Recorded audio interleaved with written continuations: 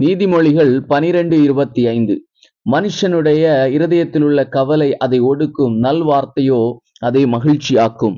கவலை என்பது மனிதரின் உள்ளுணர்வை தளர்த்தி ஆத்தும ரீதியாகவும் உடல் ரீதியாகவும் அவனை பலவீனம் அடைய செய்கிறது.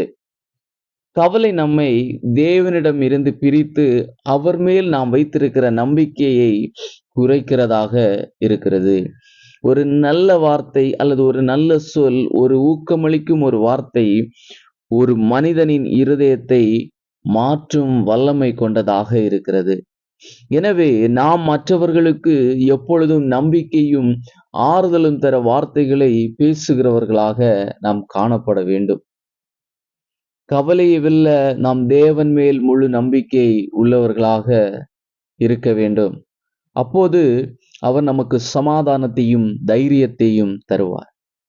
அன்பு தேவ பிள்ளைகளே, கவலைப்படாதீர்கள், எல்லாவற்றையும் தேவனிடமே ஒப்படையுங்கள். கர்த்தர் உங்களை சமாதானத்தின் பாதையில் நடத்துவாராக. ஆமேன்.